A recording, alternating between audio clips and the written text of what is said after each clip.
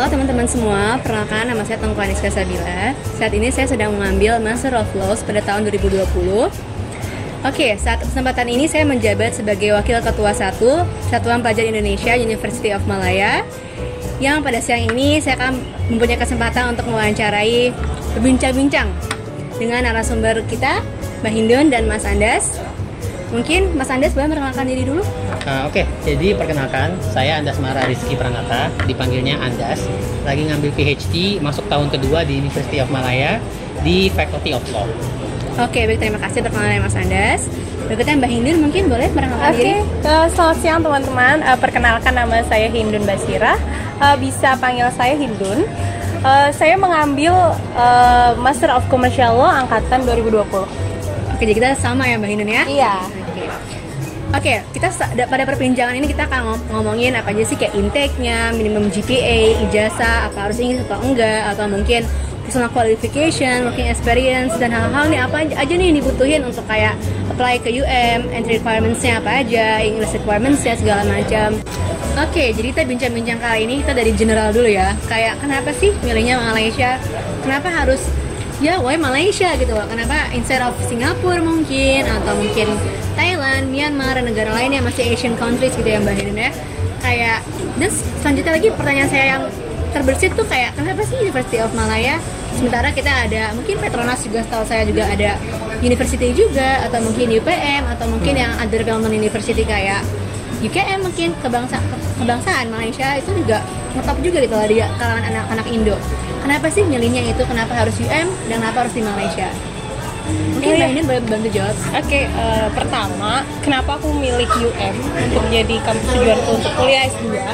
Itu terutama adalah dia salah satu kampus yang terbaik di Asia, ASEAN khususnya ya. Lalu yang kedua, mereka punya fasilitas yang lengkap. Library-nya, terus akses jurnalnya juga lengkap seperti itu. Dan yang ketiga, jelas mereka dekat dengan Indonesia seperti itu. Jadi dan mengenai biaya kuliah itu kita tahu mereka nggak jauh beda lah sama Indonesia. Seperti kampus yang terbaik di Indonesia, mereka juga punya kualitas yang bagus. Itu sih dari aku. Dan misalkan mungkin Mas Andas mau menambahkan kenapa why Malaysia and why UM? Ya, sebenarnya itu sih. Jadi Malaysia sama dengan Mbak Hindun juga. Jadi saya juga ngambil PhD di Malaysia, salah satu alasannya karena dekat. Dan relatively kita kalau misalnya mau jalan mau kerja dari Indonesia misalnya untuk kemudian studi di Malaysia, dan mungkin kalau misalnya bolak-balik itu kita masih memungkinkan gitu. Dan dosennya juga ternyata cukup fleksibel gitu untuk mengikuti cara belajar yang seperti itu. Jadi itu salah satu alasan kenapa di Malaysia gitu. Dan kenapa UM tadi sebenarnya udah jelasin sama Mbak Hindun dan cukup jelas, cuma mungkin kurang jelas, jadi saya jelasin UM itu nomor 1 di Malaysia gitu. Jadi bukan kampus top, tapi emang kampus paling topnya gitu di Malaysia. So that's why lah basically. Oke, karena kita tahu kayak Mahathir bahkan sekalipun juga lulusan dari UM ya. Jadi kan kayaknya lebih one of the prestigious school in Malaysia gitu kan. I think so. Oke, balik kita akan masuk ke yang lebih spesifik lagi nih sekarang. Kayak proses pemilihan university segala macam itu kan tadi udah dibahas kenapa UM segala macam. Dan kita mulai masuk ke cara masuknya nih. Misalnya kayak pertama kita bahas dulu intake-nya tuh ada berapa intake sih dalam setahun? Apakah mulai dari September atau Februari atau mungkin selama Covid ini ada pergeseran sedikit nih? Karena kan kayak Mbak Hindun ya, kayak kita kemarin harusnya September tapi karena Covid dimundurin ke Oktober. Kan ada yang hal-hal yang lebih ke dadakan seperti itulah, tergantung kondisinya. Mungkin bisa dimulai dari Mbak Hindun dulu, begitu ya Mas Andes mungkin mulai dari intake. Jadi pada proses intake master waktu itu yang tadi seperti yang Mbak Bila sampaikan, memang setahun ada dua sesi, Februari dan September. Gitu. Cuman kondisi yang tahun 2020 kemarin itu masuk di September, tapi akhirnya kita aktif masuknya di Oktober seperti itu. Jadi kita bagi kamu yang pengen daftar UM itu punya kesempatan 2 sesi untuk masuk ke master. Oke, itu untuk master ya, karena benar Master of Law sendiri. Untuk Mas Andas mungkin untuk PhD? Kalau PhD sebenarnya lebih fleksibel. Jadi tadi udah dibahas ya, fleksibel banget PhD itu. Jadi meskipun dia tetap ngikutin, ada semester yang harus diikutin, ada semester 1, 2, 3 sama, genap ganjilnya juga sama. Tapi PhD sebenarnya boleh masuk kapan aja. Jadi misalnya kita mau masuk bulan April, yang padahal kan intake-nya bulan Februari gitu, kita mau masuk bulan April, itu sebenarnya boleh. Karena saya juga waktu kemarin daftar, itu daftar untuk semester genap jatuhnya di bulan Februari, tapi daftarnya di bulan April masuknya. Resmi masuknya bulan April. Jadi PhD sebenarnya nggak ada masalah. Yang penting sesuai sama keinginan supervisornya. Kalau supervisornya bilang masuk aja, oke, udah kita masuk. Kalau supervisornya bilang jangan buru-buru, ntar tunggu semester depan, ya kita tunggu semester depan. Jadi tetap kayak gitu. Oke, intake ya udah kita iniin, udah kita bincang-bincangin. Mungkin kita berikutnya kayak pas kita buka website UM nih, kan muncul research, coursework, dan yang lain-lainnya gitu loh. Misalnya kayak hukum sendiri, saya sendiri kan ngambil coursework, itu semua all class gitu kan. Mbak Hindun mungkin ngambil coursework juga, iya, coursework juga. Oke, berarti kalau mungkin ada perbedaannya, dan Mas Andas mungkin kan para PhD jadi research semuanya ya. Mungkin kan kayak bedanya kalau coursework itu all class, sementara kalau untuk PhD segala macam itu harus by research semua dari awal gitu kan. Oke. Mungkin Mbak Hindun dulu bisa dijelasin kayak coursework LLM tuh gimana sih? Kayak selama ini based on your experience apa aja sih obstacles segala macam. Oke, jadi kalau kamu ngambil coursework itu yang pasti kamu akan ngambil mata kuliahnya. Beberapa kayak semua full harus diambil, dan lebih enaknya nggak ada namanya sebenarnya sih lebih spesifiknya nggak ada tesis. Kita namanya sebutannya kalau di coursework adalah research project. Jadi kalau misalkan kamu ngambil yang by research, master yang by research itu hasilnya adalah tesis, dan itu kurang lebih kamu harus selesaikan studinya 2 tahun. Jadi kalau coursework 1 tahun. Jadi kayak untuk dari durasinya sendiri udah ada perbedaan itu sendiri ya. Terus kayak research tuh ada research nggak ada kelas. Sementara kan kalau coursework kita ada mandatory kelas yang harus kita hadirin segala macam, kayak Malaysian Legal System segala macam. Oke, kita next lanjut ke Mas Andas. Mas Andas, gimana nih kalau untuk PhD? Jadi kalau PhD sebenarnya di hukum, setahu saya memang PhD-nya hanya by research saja. Jadi nggak ada yang coursework. Tapi untuk di beberapa fakultas lain, dia ada yang menyediakan opsi untuk mixed mode. Jadi kalau misalnya di UM kan tadi dijelasin ada coursework, ada research. Nah, satu lagi namanya mix. Jadi dia melakukan kelas juga, kayak di coursework datang kelas segala macam gitu kan, ngikutin SKS-nya berapa. Nah, habis itu dia melakukan tesis juga. Jadi dia biasanya waktu risetnya lebih lama lah gitu. Jadi dia digabung tuh. Nah, di PhD kalau di law memang dia research aja setahu saya. Tapi kalau di jurusan lain gitu, nah dia ada yang dia menawarkan untuk mixed mode. Jadi meskipun dia PhD, dia ada kelas juga, ada ujian juga, dan terus dia akan ngerjain tesis. Kalau misalnya nyebutnya tesis, tapi disertasi lah kalau di sini ya, S3 gitu sih. Oke, berarti kayak itu udah jelas ya segala macam beda mixed mode, coursework, research, baik dari master maupun PhD sendiri. Oke, kita sekarang masuk ke masalah tuition, masalah fee nih, both admission and tuition. Of course kayak banyak yang nanya dong, berapa sih sekolah di Malaysia? Berapa sih awal untuk admissionnya dia dulu berapa deh gitu loh. Karena takutnya PhD dan master beda-beda ya. Karena kalau tuh saya master sendiri itu sekitar Rp300 ya Mbak Hindun ya. Iya. Pertama kali daftar, mungkin kayak untuk Mas Andes mungkin PhD berapa tuition fee-nya? Admission fee-nya, sorry. Kalau admission fee, kalau nggak salah lebih kurang sama ya, sekitar segitu juga. Karena kita untuk daftarnya aja sih. Untuk daftarnya aja. Mungkin kalau pakai admission mungkin in general sama gitu ya. Tapi kita kalau ke tuition of course beda-beda dong. Karena setiap jurusan pun master aja nih beda-beda nih. Satu bisnis berapa, hukum berapa gitu kan. Karena pas kita hukum kalau nggak salah sekitar 29.000 ya. 29 total ya, 29.000 kurang dikit lah, 28 ringgit ya. Ringgit Malaysia bukan USD ya.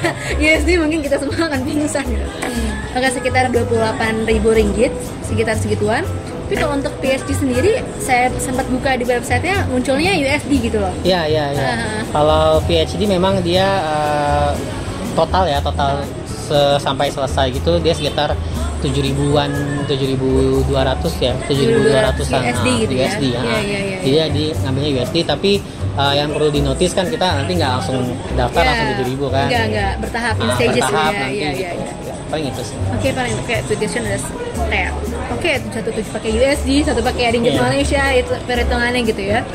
Mungkin kayak abis ke tuition fee kita langsung lihat nih, apa sih yang bisa di-provide sebagai entry requirements ya. Of course kita harus provide kayak ijazah dong, ijazah dari kampus sendiri. Kayak itu apakah mereka accept untuk sementara? Waktu saya ini dulu karena saya bilingual, jadi kayak mereka tetap minta untuk Inggris full nih, transkripnya segala macam. Apakah bisa sementara lampirin dulu kayak saya waktu itu, atau berdasarkan pengalaman Mas dan Mbak itu harus langsung bahasa Inggris? Ya, kalau aku khususnya itu karena aku dari kampus Indonesia, ijazah sama transkrip harus di translate. Oke. Gitu, dan itu harus di translate di penerjemah tersumpah. Oh, penerjemah tersumpah gitu ya. Oke. Lalu tinggal masukin aja. Tinggal submit. Oke, by Maya ya. Ya, Di Maya. by Maya. Oke, mungkin Mas Andes. Iya, by Maya. Waktu dulu saya daftar belum ada Maya. Oh, belum ada Maya.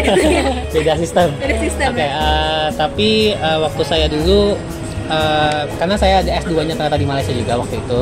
Jadi sebenarnya nggak perlu penerjemah tersumpah karena sudah dalam bahasa Melayu dan dalam bahasa Inggris gitu. Tapi waktu saya daftar master di sekitar 3 tahun lalu, waktu saya master di Malaysia UM juga.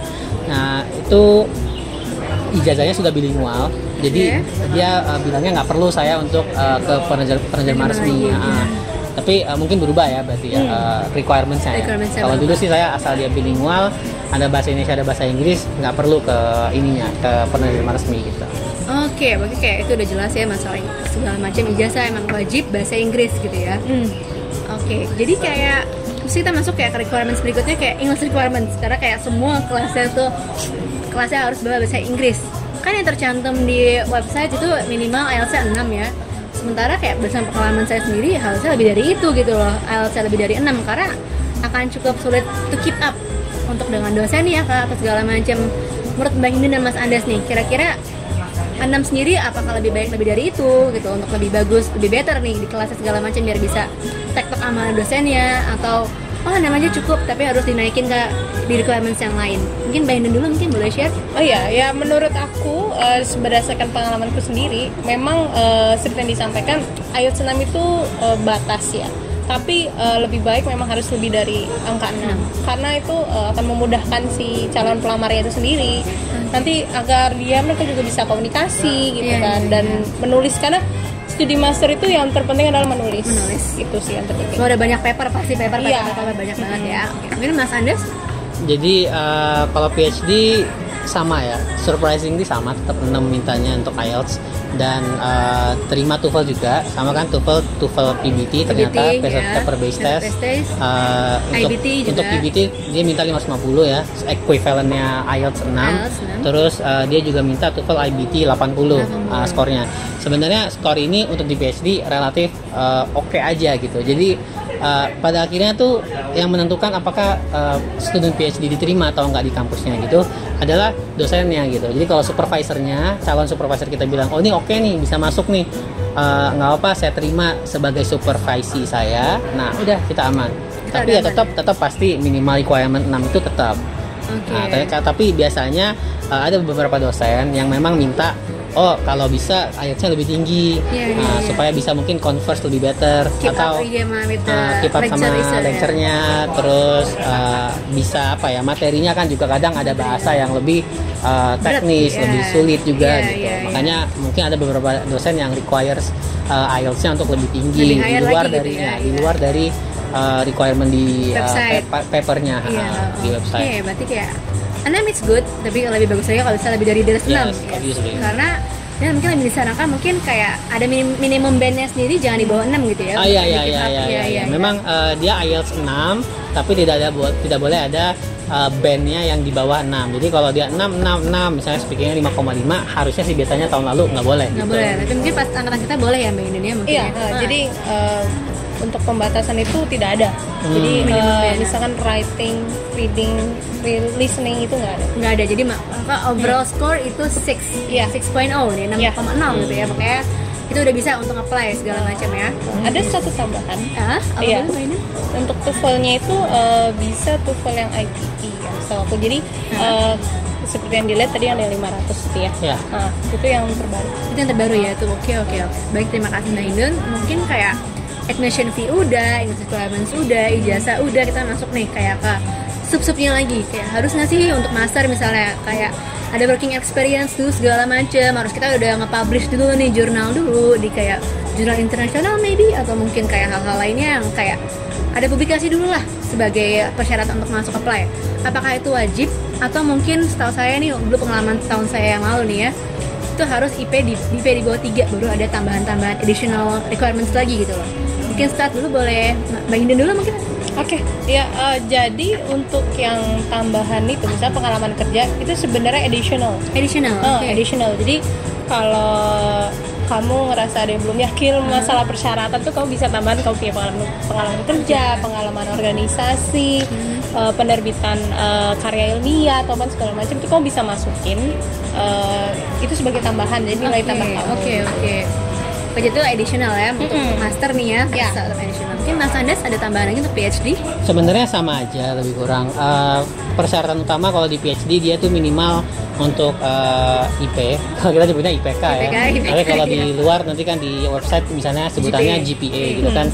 Nah kalau GPA minimal tetap 3,7. Tapi selalu di UM itu sebenarnya dia ada stagesnya gitu. Jadi misalnya 3,7. Kalau IP kamu masternya kan ini PhD ya, berarti masternya kamu di bawah 3,7 gimana?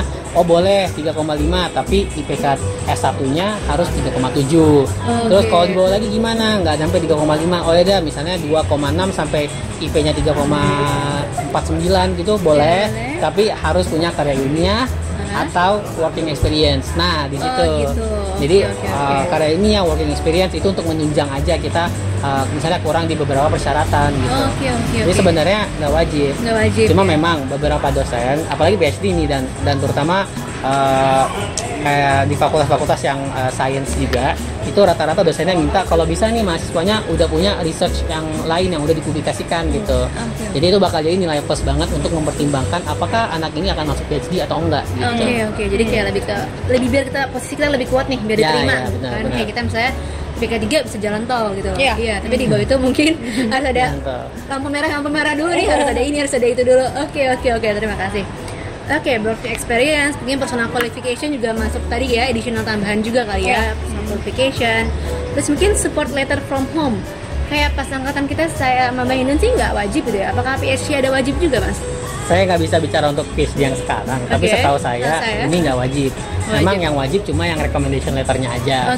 Kan memang ada ya. Jadi kalau yang ini yang wajib nih kayaknya di PhD harus ada recommendation letter dari 2 orang yang kita percaya untuk ngasih kita recommendation gitu.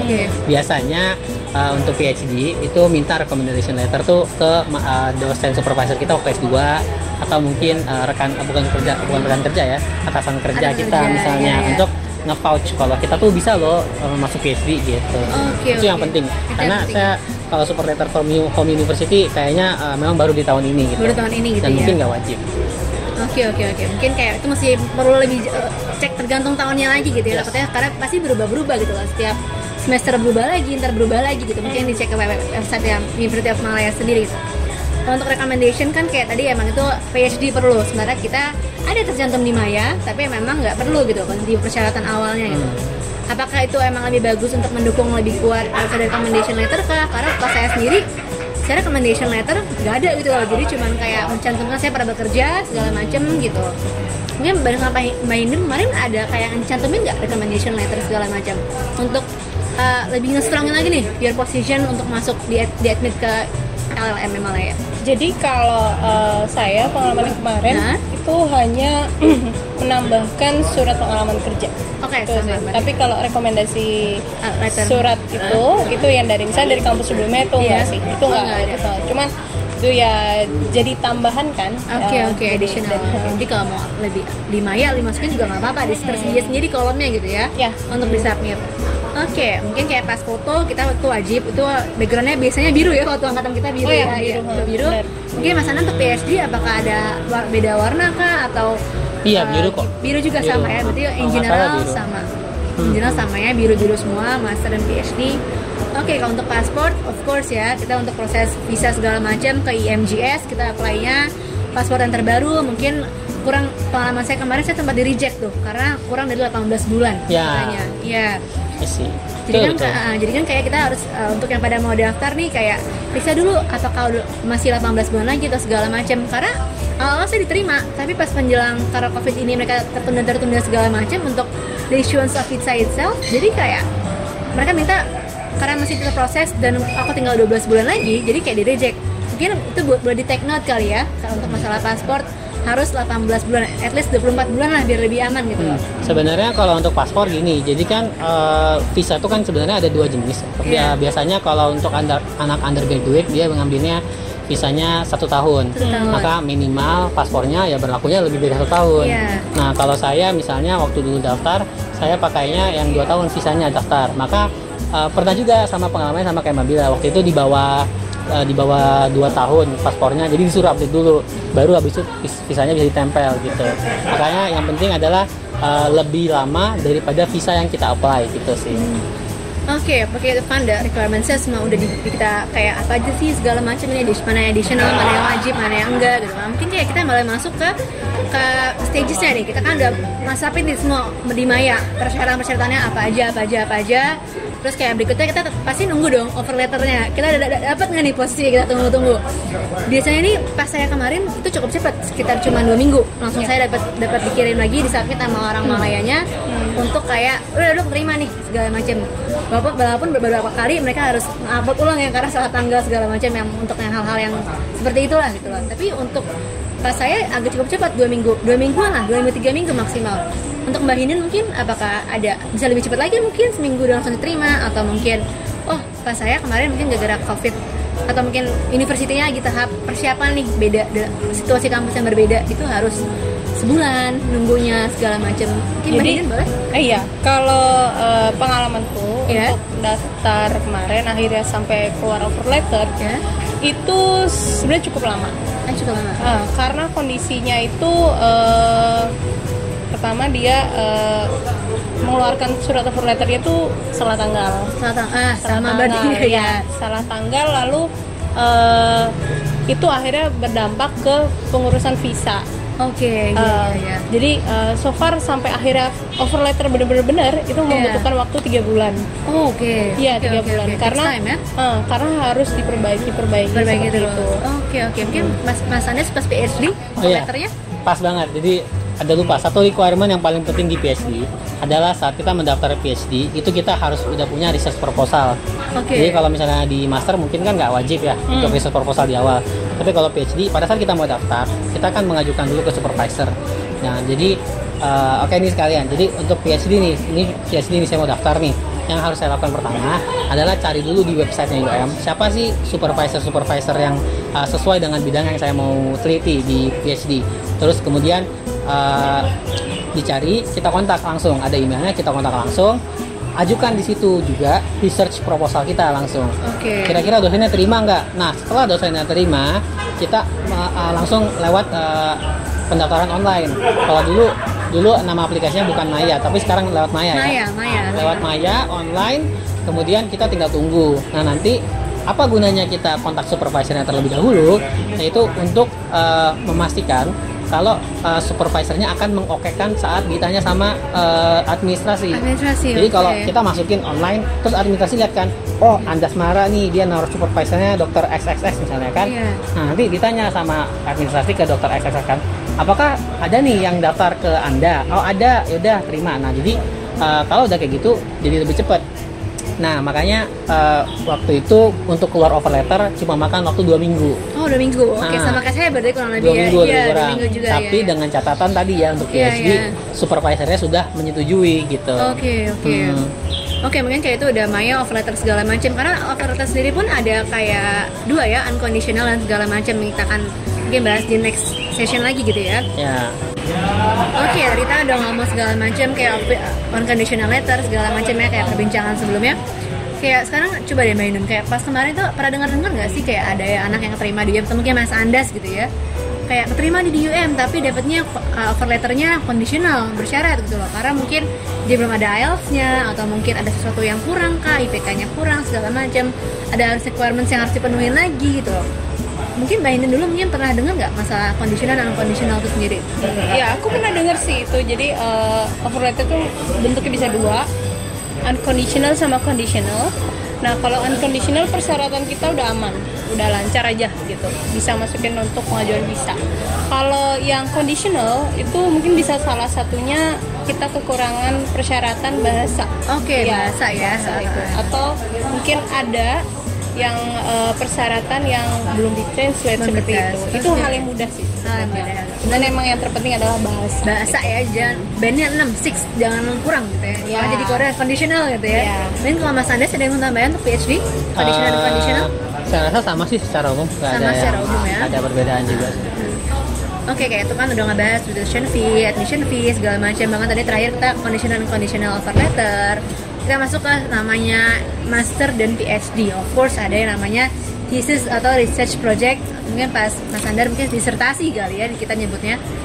Nah itu sendiri mungkin kayak dari master, gimana sih kiat-kiatnya kayak untuk dapat supervisor, misalnya kayak harus cari dari jauh-jauh hari nih, bahan-bahannya juga siapin dari jauh-jauh hari nih, karena kita kan nggak tahu ada obstacle apa lagi ke depannya gitu. Ini Mbak Indun boleh share pengalaman karena lagi thesis kalau nggak salah sekarang ya? Iya. Jadi khususnya karena aku ngambil hukum, kalau kita kan coursework ya, coursework itu hasilnya adalah research project bukan tesis seperti itu. Nah, kalau di hukum khususnya itu sebelum mengambil research project kita harus ngambil namanya research methodology. Oke, itu wajib ya. Dan kalau bisa ya bagi yang ingin mengambil research project topiknya apa ya kita harus persiapkan ambil researchnya apa, karena di situ materinya ada di research methodology. Seperti itu. Lalu yang memudahkan adalah saat sebelum mengambil research project, pas saat mengambil mata kuliah research methodology kita persiapkan topik kita apa di situ. Nah sudah selesai kelas research methodology itu bisa langsung di approach langsung research project. Itu tidak akan memperboros waktu, kita menghemat lah jadi kita udah punya vision gitu ya, udah punya bekal untuk menyelesaikan research project seperti itu. Oke. Itu untuk master ya pengalamannya. Untuk Mas Andes mungkin boleh share PhD gimana nih kemarin, supervisor kan kayaknya lebih wow spectacular. Ya, jadi kalau PhD sebenarnya itu jelasin sedikit lah ya soal research. Kalau kita harus nyari PhD, bahkan untuk nyari supervisor, bahkan sebelum kita masuk ke kampus gitu, karena sepenting itu untuk researchnya. Mengenai nanti pada saat kuliahnya, sebenarnya sama aja. Jadi tetap nomor satu adalah kita cari dulu kelas research methodology. Tapi buat PhD dan di hukum dan di fakultas lain sebenarnya itu aja persyaratan kelasnya. Jadi kalau dia ngambil research, PhD research gitu kan, berarti dia harus ngambil satu mata kuliah yaitu research method. Nah biasanya ada kelas tambahan kayak kelas bahasa atau apa yang boleh kita ambil juga, tapi nggak wajib. Nah setelah research method selesai, kita langsung mulai research. Jadi nggak ada lagi kelas atau apa, nggak ada sebenarnya. Langsung mulai gitu. Langsung mulai. Nah tapi nanti untuk syarat lulusnya gitu ada syarat yang harus dipenuhi, yaitu kita harus punya 2 artikel ilmiah yang udah dipublikasikan, kelasnya Scopus. Nanti bisa ada Scopus 1, Scopus 2 kalau nggak salah ini sebutannya. Tapi nanti lebih jelasnya bisa tanya ke supervisornya aja, mana nih yang bisa kita incer nih jurnalnya atau apa persyaratannya gitu. Nah jadi harus minimal 2. Nah untuk tesisnya sendiri, untuk disertasinya sendiri, setelah selesai disertasi, nih kita mulai ya research proposal masuk, kita masuk kuliah research method kelas kan, sambil kita ngerjain research proposal. Selesai research proposalnya, kita sidang research proposal, sidang pertamanya. Setelah selesai, kita jalan 1 tahun research, langsung sidang lagi, namanya sidang CD, candidature defense. Nah setelah candidature defense ini kita kerjakan sampai selesai tesisnya. Terus kita sidang satu lagi, namanya sidang FIFA. Itu kayak sidang final lah sebelum lulus. Setelah selesai, kita lulus. Jadi kalau di PhD ada 3 sidang. Sidang tadi research proposalnya, sidang CD, baru sidang FIFA namanya. Kayak gitu. Baru bisa lulus. Ya. Karena mungkin karena lagi ngomongin tentang sidang nih, karena kita kan juga nggak ada sidang ya, thesis defense nggak ada ya, ya. Research project nggak ada sidang. Jadi cuma just submit our research project dan done gitu kan, kita bisa graduate kan ya. Oke. Mungkin kayak untuk master, kiat-kiat cara milihnya apakah ada di website, supervisor, atau kita cuma berdasarkan memilih dosennya ini aja deh karena berdasarkan pengalaman kelas jadi anak segala macam, atau mungkin kayak Mbak Indun lihat dari website ini nih ada tersedia kok di website UM, kita memilih supervisornya siapa aja untuk master segala macam. Mungkin boleh share Mbak Indun tentang kayak supervisor? Ya, jadi untuk pemilihan supervisor waktu itu aku lihat pertama memang lihat list dosen-dosen atau lecture yang ada di website University Malaya, khususnya di Oke. Faculty of Law. Nah, karena saya dulu spesifiknya adalah mengambil pajak, Ya. sejujurnya memang di kampus Faculty of Law itu sebenarnya spesifik pajak nggak ada. Oke. Cuman banyak beberapa lecture yang ada cross issue di situ. Oke.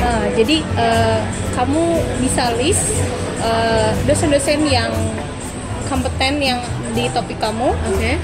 Email, pertama email, karena ini masih pandemi, kita email. Kalau misalnya udah ketemu kita bisa langsung approach. Lalu setelah email kita minta atau mohon beliau apakah mau menjadi supervisor kita untuk Oke. memberikan bimbingan kepada kita menyelesaikan research project. Oke. Setelah itu memang ada beberapa form yang harus diisi. Ada 2 form 1, form 2. Setelah itu mereka setuju, oh deh kita bisa jalan. Langsung jalan, langsung go gitu Bisa ya jalan, untuk ya. masalah research project. Oke, itu Oh iya, salah satu hal ya. research project diselesaikan selama 1 semester dan spesial semester. Oke. Karena mungkin ada tanggal-tanggal deadline sendiri ya untuk Ya. ngumpulin supervisor tanggal berapa. Habis itu kita stage berikutnya kita akan masuk lagi ke kayak judulnya apa nih, judul fixnya apa nih. Sebelum Ya. kita mulai bahas suka yang bab 1, bab 2, bab 3, bab 4 gitu ya. Mungkin karena untuk minimum requirements untuk kayak words segala macam beda-beda dong, of course, kayak setiap fakulti. Ya. Contohnya kita kan mungkin 15.000 kata, mungkin kayak nanti PhD mungkin Mas Andes ada requirements berikutnya lagi gitu loh. Mungkin boleh di-share Kak Andes dari terkait supervisor dan minimum requirements untuk words-nya berapa sih?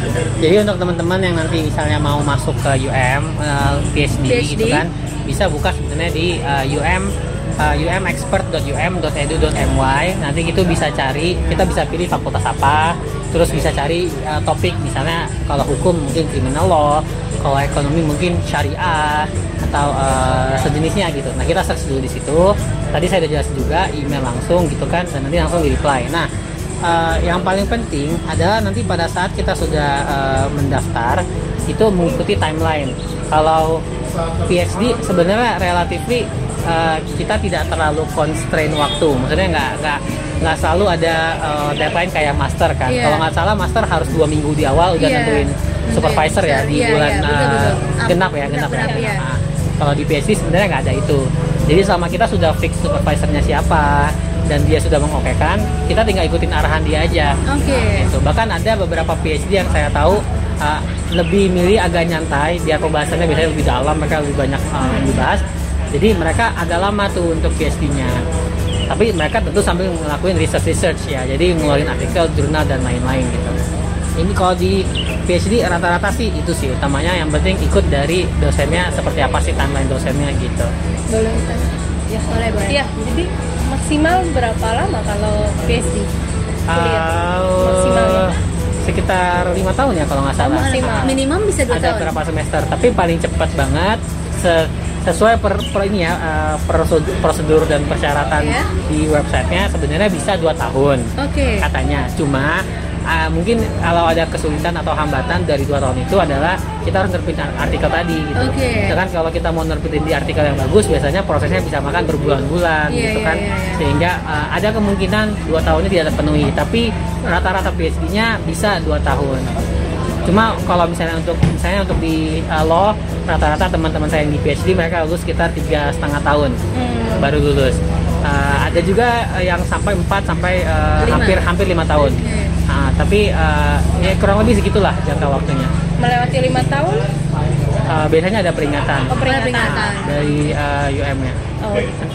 Oke, itu tadi kayak supervisor udah dibahas, terus kayak apalagi syarat-syaratnya segala macam berapa lama sih. Karena kan untuk master sendiri ya kita tadi belum bahas, bisa setahun, tapi mungkin agak padat ya jadwalnya segala macam.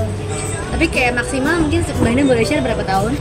Maksimal yang setahu saya 8 semester. 8 semester ya? Iya, kurang lebih Kurang lebih 8 semester ya, kurang lebih angkatan kita ya? Iya, boleh. Benar-benar. Oke, jadi kayak untuk supervisor udah, semua udah. Kayak interview mungkin ada interview Mas untuk PhD? Karena kita master nggak ada nih. Nah, sebenarnya tergantung PhD di mana, fakultas apa. Iya. Kalau di fakultas hukum rata-rata dia nggak ada formal harus harus melakukan interview sama supervisornya atau sama dosen lain gitu kan. Tapi memang ada beberapa dosen yang minta untuk video call dulu, atau mungkin komunikasi lewat chat, atau mungkin komunikasi lewat telepon, video conference dan lain-lainnya gitu. Jadi tergantung lagi, balik lagi, PhD itu fleksibel, tergantung dari supervisornya. Oke, jadi depends on the supervisor itself gitu ya. Oke, kita udah ngebahas satu-satu. Ini kita akan masuk ke banyak, pasti dia nanya dong, gimana sih UM? Ada nggak sih beasiswa yang nawarin? Atau mungkin LPDP tuh ada nggak sih dalam sekolah LPDP kayak kampus negara-negara lain gitu ya? Atau mungkin selain LPDP ada nih misalnya PhD misalnya ditawarin oleh supervisor sendiri, atau mungkin dari NGO, mungkin yang dari Indonesia ada nawarin dengan offer nih beasiswa juga, atau mungkin dari government Malaysia-nya juga mungkin ada penawaran segala macam. Mungkin boleh di-share mungkin Mas Andas atau Mbak Inden. Oke. Jadi ini beda-beda ya. Saya lupa untuk LPDP terbarunya bagaimana. Tapi sekitaran tahun lalu sampai 2 tahun lalu untuk LPDP bisa di UM, tapi hanya untuk beberapa fakultas saja. Kalau nggak salah waktu itu untuk fakultas bahasa dan syariah law kalau nggak salah. Ekonomi syariah. Ekonomi syariah. Waktu itu kalau nggak salah di situ. Untuk LPDP ya. Nah, kemudian yang paling populer di kalangan internasional di UM sebenarnya namanya Malaysian International Scholarship (MIS). Nah, itu tuh beasiswa dari pemerintah Malaysia yang nanti kapan dia keluar segala macam itu nggak ada waktu pastinya sebenarnya. Jadi tergantung pemerintah bilang oke, ini bukan nih kita pendaftaran untuk MIS gitu. Nanti baru kita bisa daftar. Nah, secara umum sebenarnya MIS kita bisa daftar aja. Tapi MIS itu untuk memang untuk postgraduate aja, S2 dan S3. Nah, requirement umumnya sebenarnya adalah requirement lain, tapi biasanya minimal banget nih untuk GPA atau IPK minimal 3,5. Kalau mau daftar master berarti S1-nya 3,5. Kalau PhD berarti ya masternya harus 3,5. Dan untuk yang research by research mungkin ada pertimbangan lain lah, tapi nanti kita bisa kasih mungkin site-nya untuk cari soal MIS itu. Biar lebih update gitu ya. Biar lebih update. Perkembangan kan terus ada ya, benar. Kemudian ada mungkin yang lain, pasti kita tahu banyak banget sebenarnya beasiswa lain mungkin dari perusahaan, terus yang baik swasta maupun BUMN, atau ya kalau misalnya ada NGO yang menawarkan beasiswa. Sama kalau di UM yang spesifik, ini kan kayak saya misalnya PhD nih, nah dia tuh ada namanya research grant atau supervisor grant lah. Jadi caranya gini, biasanya kita mendaftar sebagai asisten research sama beberapa dosen. Nah nanti posisi kita sebagai research assistant itu bisa mendaftar ke UM minta untuk di beasiswa research grant, namanya research grant kalau nggak salah namanya. Nah jadi nanti bisa cari, ada websitenya, nanti terlalu panjang kalau saya sebutin, tapi ini bisa dicari, mungkin di-share di video lah ya. Nah, itu ada list dosen-dosen yang perlu research assistant, jadi kita bisa bantu nanti di project mereka, dan mereka akan kasih kita bisa bentuknya nanti uang atau langsung pembayaran tuition fee. Kalau kemarin saya ada temen yang di Fakultas Sains di Kimia, Chemistry, Bang Raha namanya. Nah dia research assistant dari awal dia masuk kalau nggak salah. Nah dia tiap semester dia apply tuh si research grant ini, dan akhirnya dia kadang tiap semester nggak perlu bayar tuition fee karena udah free kayak gitu. Sama ya paling itu sih, sama biasanya ada, tapi untuk S1 biasanya sih ada Khazanah atau banyak lah nama-nama lain untuk S1, tapi untuk postgraduate mainly itu ya. Kayak itu yang benar-benar yang familiar gitu ya. Oke, itu beasiswa mungkin kayak setahu saya LPDP karena kan tetap cukup terbatas sekolahnya gitu ya. Mungkin kalau untuk yang setahu saya untuk yang tahun ini 2021 ini UM nggak ada, tapi untuk Taylor kalau nggak salah ada. Jadi kan mungkin kayak, dan itu juga jurusannya juga nggak semuanya dibuka kayak tadi Mas Andas bilang gitu, cuman kayak spesifik setahu saya bahasa atau apa mungkin gitu. Hospitality setahu saya untuk kampus tersebut gitu. Mungkin LPDP nggak ada, mungkin kita bisa ya mau nyari beasiswa bisa ke MIS atau ke NGO, atau mungkin approach ke supervisor itu sendiri gitu ya. Oke. Cukup jelas dari master sendiri, PhD sendiri gitu ya, kayak udah dari admission, supervisor, Maya, semua offer letter segala macam udah selesai, kayak ngobrol-ngobrolnya. Mungkin udah pada kesempatan kali ini itu dulu pembahasannya. Jika ada yang mau ditanyakan mungkin ya bisa reach ke kita, ke IG kita, GPPI University of Malaya, atau kita juga ada kontak person langsung direct ke WhatsApp kita, official WhatsApp yang dimana akan ditangani secara langsung. Kayak jika ada pertanyaan-pertanyaan tentang visa atau cara masuk, itu insya Allah kita akan bantu untuk segala hal tersebut. Oke, terima kasih Mbak Indun dan Mas Andas atas waktunya. Terima kasih teman-teman semua.